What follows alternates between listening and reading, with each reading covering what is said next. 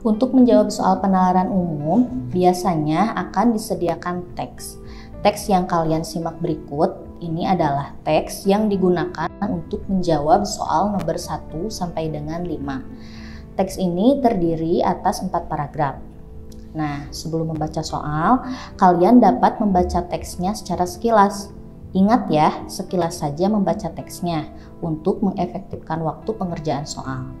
Jadi, membaca sekilas ini perlu kalian lakukan agar kalian mendapat gambaran saat kalian hendak menjawab soal.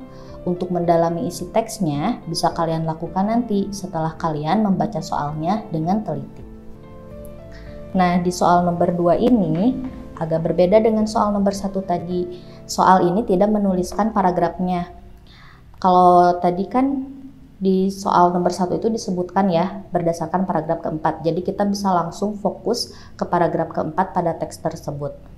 Namun di soal nomor 2 ini tidak disebutkan nih paragrafnya di paragraf berapa. Nah, tadi kan kalian sudah membaca secara sekilas isi teksnya.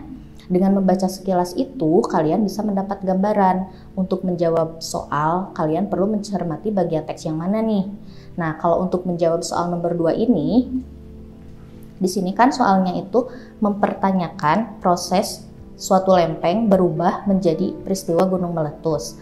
Nah, ini kalau tadi kalian sudah membaca sekilas dan mendapat gambarannya, kalian bisa mencermati paragraf ketiga dari teks tersebut. Jadi paragraf yang ini adalah paragraf ketiga dari teks yang tadi. Nah, kalau kita lihat tadi pada soalnya, kata kuncinya itu yaitu lempeng menjadi peristiwa gunung meletus. Jadi ini mempertanyakan proses suatu lempeng menjadi peristiwa gunung meletus. Kita cermati paragraf ketiganya.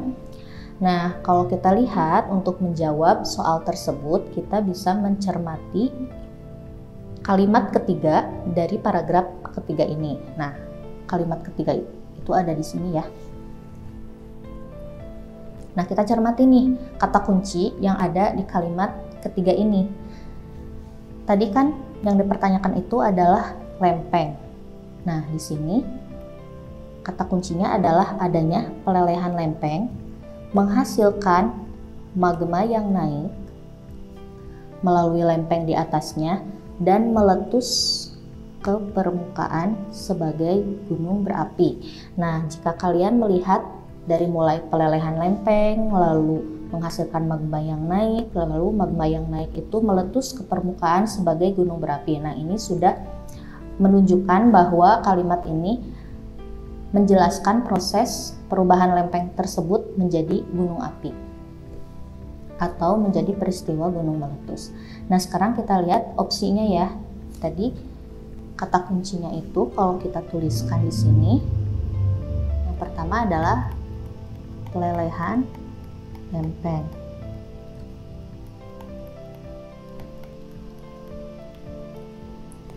Lalu yang kedua,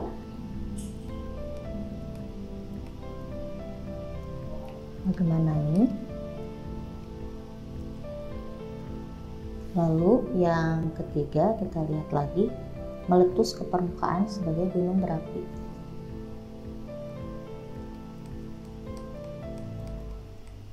Meletus ke permukaan. Nah, ini kata kuncinya ya. Kata kunci yang memperlihatkan proses perubahan lempeng menjadi peristiwa gunung meletus. Nah, kita cermati opsinya. Di opsi A. Nah, kalau yang opsi A ini, lempeng yang mudah meleleh bergerak ke wilayah pegunungan. Tidak sesuai ya dengan kata kunci yang kita tuliskan ini. Jadi, yang pernyataan atau opsi A ini kurang tepat. Lalu yang B, lempeng meleleh. Oke, pelelehan lempeng ya, lempeng meleleh, naik ke permukaan, magma naik, sehingga terjadi gunung meletus. Nah, kalau yang B ini sudah sesuai dengan kata kunci yang dituliskan, dan memang kata kunci itu terdapat di teksnya ya, tepatnya di paragraf ketiga. Jadi berdasarkan kata kunci ini, jawaban yang tepat adalah yang